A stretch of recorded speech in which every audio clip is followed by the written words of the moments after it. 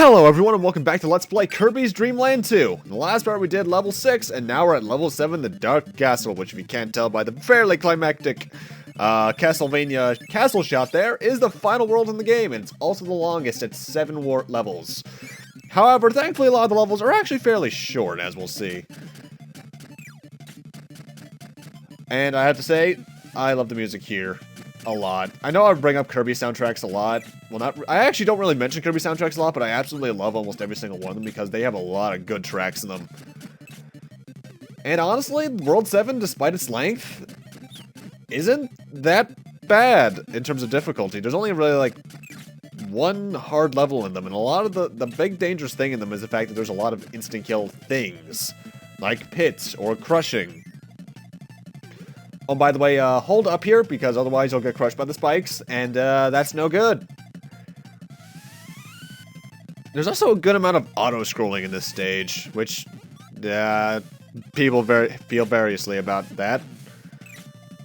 I don't mind it, but some people absolutely hate auto-scrolling. And the main gimmick with this world is at the end of every stage except for, I think, stage 7, you face one of the mini-bosses. And I think they're a bit more difficult, supposedly, like this guy does 2 in a row, usually. But honestly, in my eyes, there's only really one that I see actually is more difficult than the rest, and that is the Spike mini-boss we'll see later on. And Mood Whiplash, because we go from that fairly epic yet dark-sounding tune to that really hopeful whistle.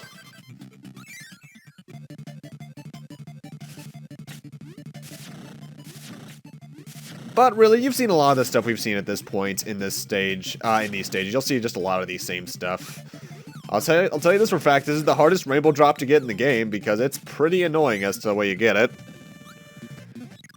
Twice within the world you get one of these rooms, which has almost every single power in the game, except Cutter for some reason. I don't know why. Cutter's my favorite too, which is the main thing I don't like about that. But Ice is pretty good all the same. There's also some split paths going on some of these stages. Like, as you just saw, there were 2 doors I could go in there, and now there's 2 doors I'll be gonna be able to go into down here.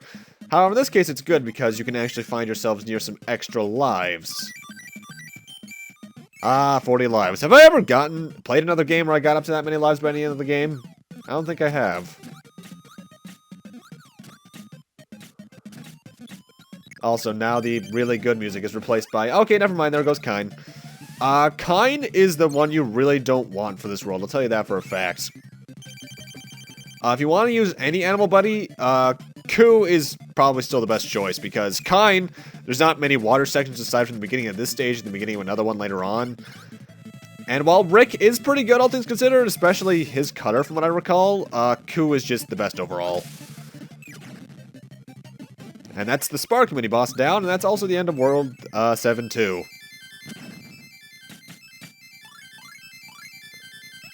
Whenever you're in one of these things in particular, these little victory games in World 7, try to get the max tomato as often as possible, because there is quite a bit of stuff that can damage you in... cheap! In these levels, because, you know, final world in the game, they deserve to be the hardest levels. Especially when they have these guys. I really do hate these. I don't even know what they're called. They're weird. They've been around since the first game. I know that much. And I don't like the fact that they just teleport in randomly and can damage you, and it sucks. Ugh.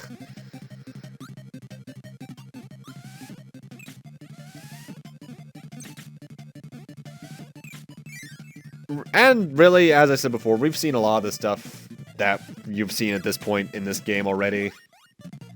So there's nothing really new to these stages. There's a lot of auto-scrolling, as I said before. I think there's like 4 levels that have auto-scrolling in them out of the 7. But it's not too hard, though. There are times like this section where you have to choose one of 3 paths, and more often than not, only one of them is the real path. The other 2 will likely kill you. Thankfully, there's also a lot of stars in some of these levels, so you can just get extra lives pretty quickly.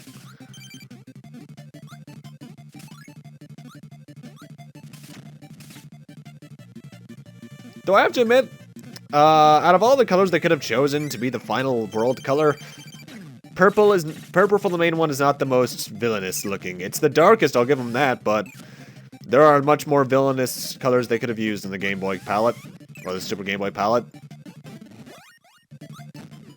And that's World 3, 7-3 down.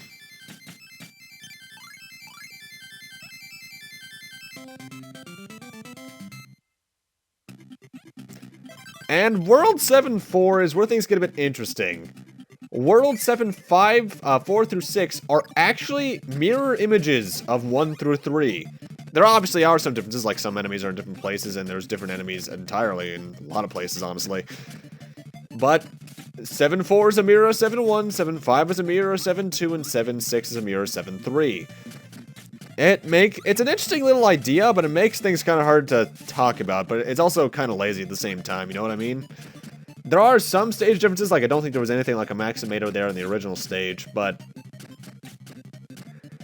I'm not sure how I feel about this overall, honestly. Though, still hold up here, otherwise you're dead. I'm trying to remember, though.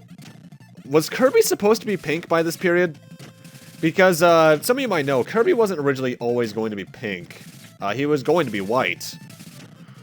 Like he was in the Kirby's Dream Land 1 box art.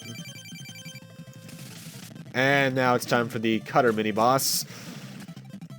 Who is still, in my eyes, the hardest one out of all of them, because he's very hard to predict. By the looks, Kirby was pink by this point, because his box art is pink. That actually likely means this came out after Kirby's Adventure, doesn't it? Let's see, March 21st, 95 versus March 23rd, 93, yeah. Developmental changes like that are always something I find a bit interesting. Like how, technically speaking, Mighty the Armadillo was almost Sonic the Hedgehog. Well, technically speaking, he wasn't almost Sonic the Hedgehog, he was almost the person in Sonic's role. It was between them for the final design, I believe. If I'm remembering that story correctly. It's been a while since I looked up that trivia. And now it's time for 7-5, which is, I think, actually the hardest level out of the entire world. Because there's a lot of dickish stuff like that. Ow. Thankfully, I can say, even though the first 6 stages are very repetitive, since, you know, mirror image at all, it makes it very easy to find the rainbow drop, because the rainbow drop is in the only really unique level in the game, World 7-7. And still no Cutter. Why exclude Cutter? That is a strange thing. I should mention, if you want to skip the Parasol's slow fall, you should just hold down when you're jumping. Because that'll just make Kirby face down like that, and make you not fall as slowly. This is a repeat of that section we were in earlier. However, I swear you can't get the 1-ups here unless the doors reverse at some point that I'm not aware of. Which I can see them doing, admittedly. Oh, hey, Rick. Because as I show you, it's still on the left here, but if I go in from the other side, I believe they're on the right, unless there's some trick I'm missing. Which there probably is. Because Kirby has had some very cryptic, hidden stuff in its history.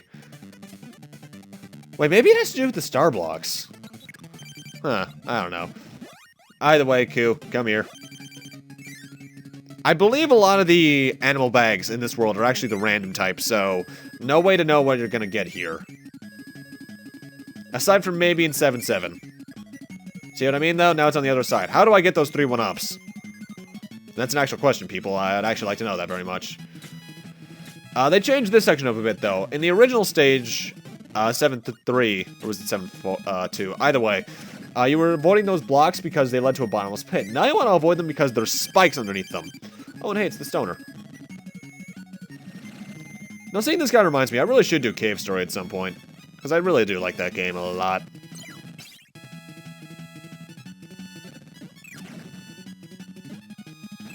And with that, that's the end of 7-5. No, I will give this game this. Unlike maybe Metroid 2 Return of Samus on the Super Game Boy, this game at least varies out the color palette every now and then. Because Metroid 2 Return of Samus got very monotonous after a while on the Super Game Boy.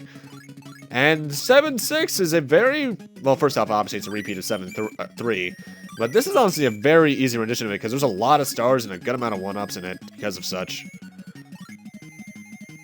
Ku is the best to bring along for this level because he can fight the wind. But honestly, it's nothing too hard to begin with. And now I have to choose a path once again. However, this is still very easy. Oh, and as you can see, by this point, they started replacing a lot of the enemies with the knights that you cannot kill unless you actively attack them. Spikes will also kill enemies, though, so keep that in mind if you want to use that to your advantage, especially if you can fly like I can.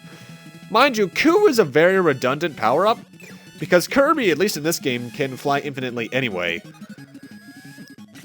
Actually, what Kirby games can't he fly infinitely in? I think it's just, the Smash series and 64, isn't it? Because I think he can still fly infinitely in, the Return to series afterwards. I really need to play more Kirby, because it's been a while. And here we are at the mini-boss that got the most changes, because first off, this guy moves a lot more sporadically this time around, and he brings out his new spikes much faster than he did in any of the other fights against him. So you actually have to save the star until until the next time he throws his stars off of him in whatever fashion he does so. So hey, they actually made a boss have a bit more tactic to it. Maybe if you're frame perfect, you can get it when he first takes them off, but I've never seen it.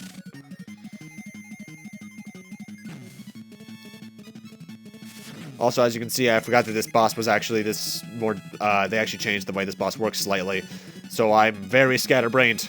Mind you, I also recorded this gameplay at like 3 in the morning, so not the best time to be doing that. Ow, really? Yeah, that happens a lot too. Sometimes his new spikes will destroy the star you're shooting out at him, which is annoying to say the least.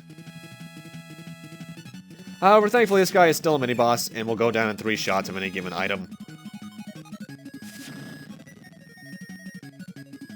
No, I have to wonder why they made it so the powers are pretty underpowered, all things considered, against mini-bosses. I mean, all things considered, normal enemies go down in 1 shot of anything, usually. But why make the mini-bosses particularly weak against things you shoot out of your mouth? That's a bit of an odd design choice. Oh, really? I guess maybe you can't be frame perfect, because I look to be getting pretty close to that.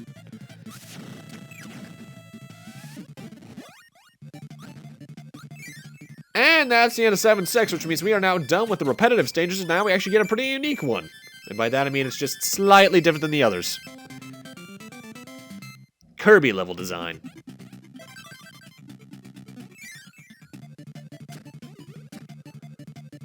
And it starts off with a pretty basic vertical climbing segment. This is honestly not too hard. This section can be a bit annoying to learn how much you have to press the A button down in order to jump high enough. But honestly, this section should not give you any trouble. And now we got a random Donkey Kong Country Return section. I think there's a hidden item in here somewhere, but don't quote me on that. As I said, Kirby's not a series I'm an expert in, all things considered. And now we got this world's rainbow drop room. First off, it starts off with every enemy power in the game. And the way this works is that it's a maze. You have to find the right pathway to take in order to get to the rainbow drop. You need to use fire, then stone, and then go through the respective doors, all that kind of stuff. Although I recommend to get all the stars in an area first. Next up is, I want to say, Needle? Yeah, Needle. Ow! This is kind of annoying, but at the same time, it's just a trial and error. If you try out every route, you'll eventually find it. And I think there's only 4 rooms, too, so nothing bad, all things considered. Good amount of stars, too, so you can probably get a couple extra lives doing this. Oh, no, this is the final room. It should be. I think there's only 5 rooms. Having more rooms than there are powers would be really redundant. Actually, you know what? I think the way you determine how far in you are is by the amount of stars in a room. Actually, yeah, that would make sense how to do it. Either way, now we got the final rainbow drop. Like I said before, oh, and you also get a 1-up for doing that, that's right. What changes when you get all 7 rainbow drops is that the ending gets extended, so we'll see that in a few moments. And we end off with the first mini-boss, which is honestly the easiest, and he still is here. Though I stupidly shot at a bad time. Oh well.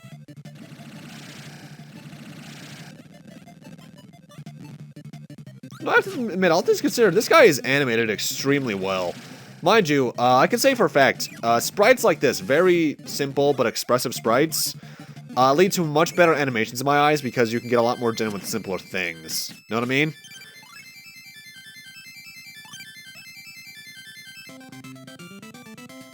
And that's the end of 7-7, which means now it's time for the final boss.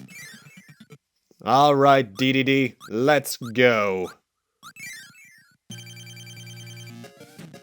DDD is a pretty annoying boss, because first off, he has a lot of health. As you'll see, 1 star only does about 1 damage with him. But I love the remix, or I can't tell if it's a remix or if it's just the exact same music file as it was in the original game of DDD's theme. His attacks almost all cause a star to erupt out, which you need to shoot into him. Pretty simple stuff. Occasionally, he will get angry, though. And that'll be indicated by the fact that I think his shading turns a bit, and he has steam coming out of his head. In which case, every single one of his attacks will not only cause a star to come out, but also cause an explosion. There it is. So every attack he does now will also cause an explosion like that. Which means it has a bit more range to it. However, this time, the fight becomes a bit easier, though. This isn't a permanent phase, but it's honestly much easier because you can get a lot more stars through it. Especially when he does the jump attack, which is the best thing you can get him to do, really. But DDD, not a very hard boss. Harder than any other boss we've encountered at this point, yes, but it doesn't mean he's hard. Remember, series for kids, with really scary final bosses sometimes maybe. And he's down. Alright, DDD. What up, man? Oh, hey, the rainbow drops. But remember what I said earlier, that DDD might not be everything it seems to be with this plot? Well, thanks to the rainbow sword, let's see who the true villain is. True final boss is Dark Matter. And Dark Matter is actually a wizard. Phase 1 of the real final boss is actually pretty simple. You just swing your rainbow sword at him. He takes a lot of hits, but he doesn't have many attacks. He'll charge across with his sword, he can cause some sort of fireball attack. But as long as you just mash the button, he won't do much damage to you because you'll be doing a lot more to him.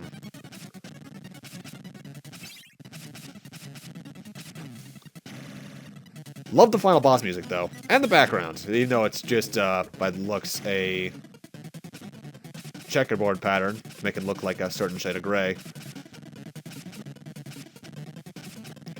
Though admittedly, trying to mash the button that hard can actually cause some carpal tunnel, so watch out for that because my fingers hurt when I was recording this. I don't know exactly how much health he has. I think each bar takes 3 hits, so that's maybe like 60 hits, which is a bit ridiculous. Well, probably not 60, I'm probably grossly overestimating that. But either way, this boss can take a while.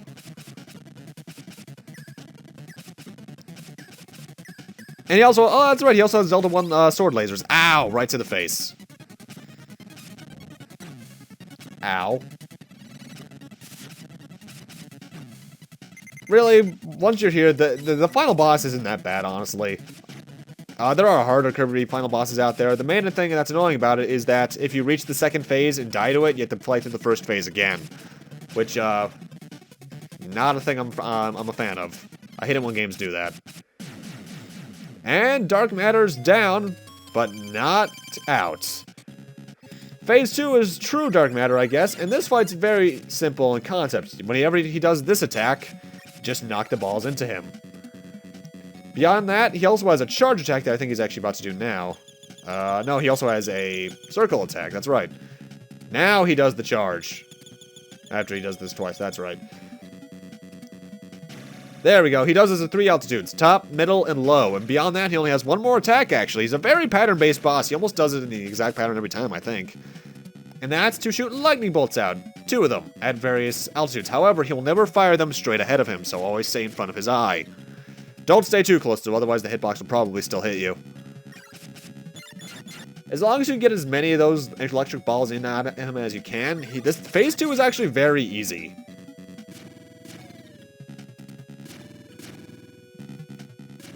This attack is what kills me more often than not because I'm not paying attention to where he is. Like, whoa, that was close. Obviously, during this fight, I was a little tense because, you know, 1 health. But honestly, it's not that bad. Phase 1 is actually a bit harder in terms of, you know, getting the damage in. This takes a bit longer if you're not good with the accuracy on hitting these electric balls back at him. But honestly, it's not a hard final boss.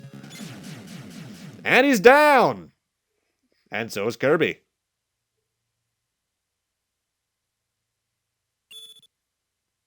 And everyone just watches as Kirby falls to his death.